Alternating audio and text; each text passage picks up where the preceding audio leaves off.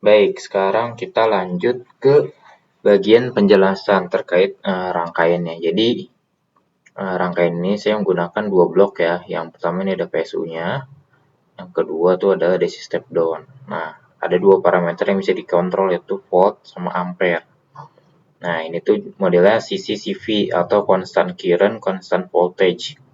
Jadi kalau settingan volt ampernya misalkan di 3 ampere, voltage-nya 29. Nah, kalau dia di short, dia bakal stuck di 3 ampere. Jadi voltage-nya ikut ngedrop kalau di atas 3 ampere. Itu kurang lebih teorinya gitu. Nah, jadi pertama di sini PLN masuk, nanti keluarannya itu bakal 36 volt. Nah, 36 volt itu akan disetting keluarannya menjadi 29 volt. Nah, diset di 6 ampere. Nah, hasil step down itu bakal dimasukkan ke baterai. Yang itu baterainya 24 volt, Nah, ini nggak real 24 volt ya, karena baterai bakal menyesuaikan dengan kapasitas dia. Kalau dipenuh dia naik. Nah, satu baterai itu dia 3,2 volt dikali 8, karena kita pakai 8 seri itu tegangan idealnya 25,6 volt atau tegangan standby.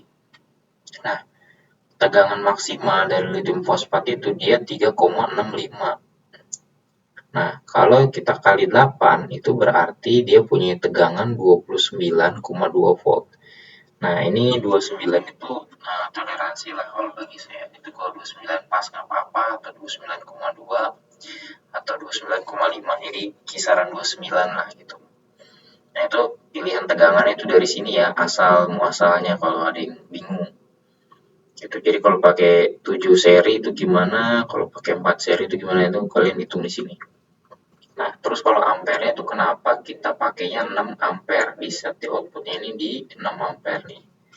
Karena dia ini baterainya itu modelnya yang pakai 6 Ah, kapasitas yang saya pakai di 6 Ah. Nah, 6 Ah itu dia, saya lihat di datasheet itu dia punya kemampuan charging hanya 1 C atau 1 kali kapasitas.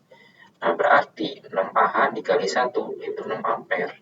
Nah, jadi 6 ampere yang di charger itu didapat dari sini, dari kapasitas baterainya gitu.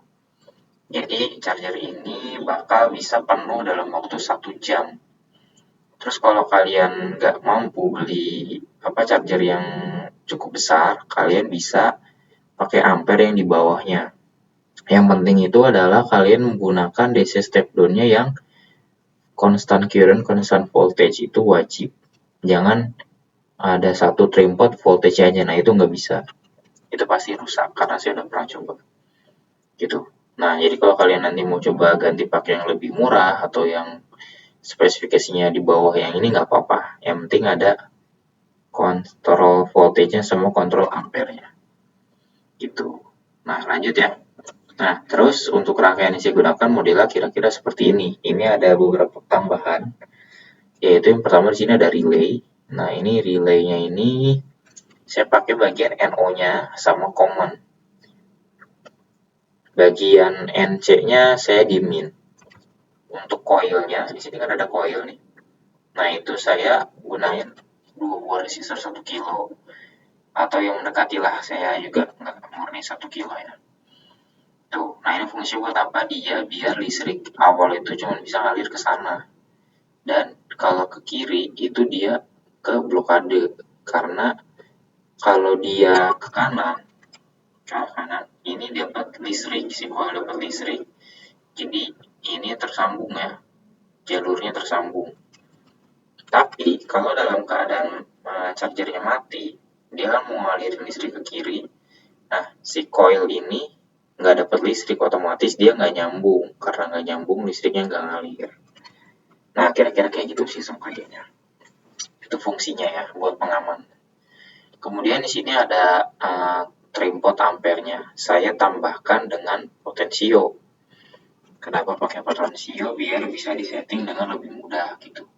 Kalau saya dikombinasikan, digabung tripod sama potensio, jadi potensionya pasti putar, dia cuma mentok di 6 ampere, nggak bisa lebih di 6 ampere. Itu settingannya pakai tripodnya sama potensionya, potensi ke kanan mentok, tripodnya disetting ke 6 ampere, jadi nggak bisa lebih dari 6 ampere.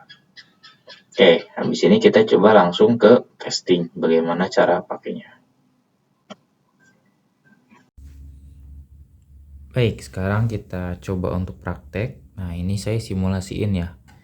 Kalau kita bayangkan dulu kita nggak pakai potensio dan kita set langsung di maksimal di 6 ampere. Jadi ini kita set di 6 ampere langsung. Nah, ini bakal nge-trip. Dia ada proteksinya. Ini kita lihat. Kita aktifkan. Kenapa saya nggak colok dulu? Karena kita umpamakan nggak pakai relay ya. Colok langsung, nanti bakal ada suaranya. Nah,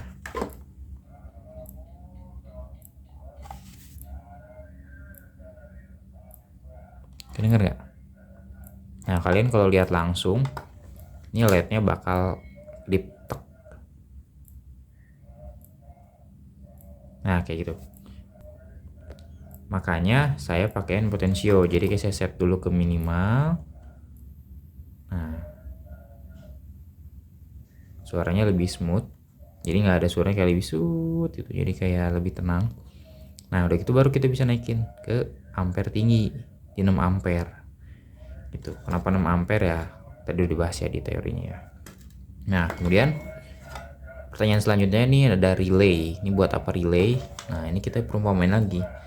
Kalau nih colokan kita cabut, nah ini power supply tetap nyala, AC step down tetap nyala. Nah, ini nggak terlalu merusak. Kenapa? Karena posisi awalnya mereka udah ada listrik. Nah, terus kalau ini yang kita cabut, nah ini kan mati nih, ini mati. Nah, kalau kita kirim listrik dari baterai masuk ke sini, nah ini bakal masuknya dari output.